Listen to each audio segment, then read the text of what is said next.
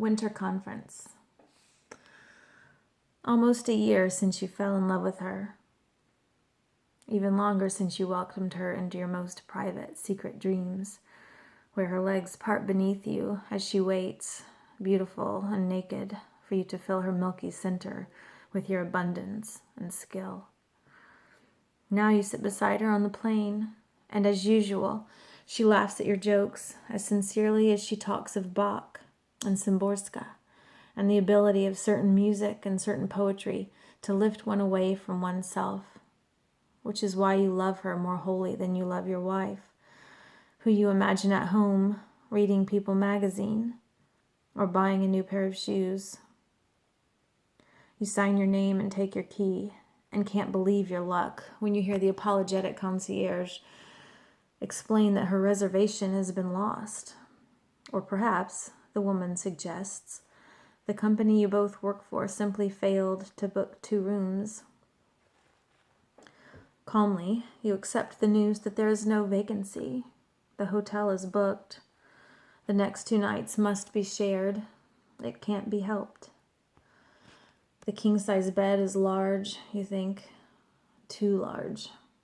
You wish it were a twin, wide enough for only one body, or rather one on top of another. You are grateful there is no couch, no need to chivalrously resign yourself to it after dinner, which is made more delicious by her company, her smile, her questions about your childhood.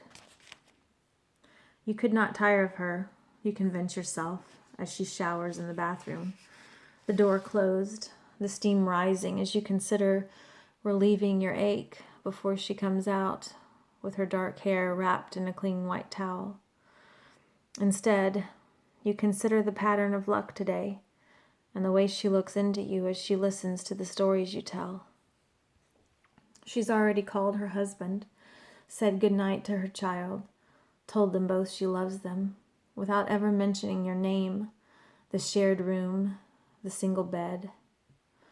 You're disappointed when she emerges, not by the red nightgown, but that she is wearing it at all, that the night might pass without the music of her breath beside your ear.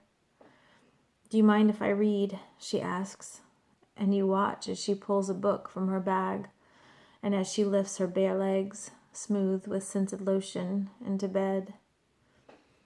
Closing your eyes, you wonder if she'll ask you to scoot over.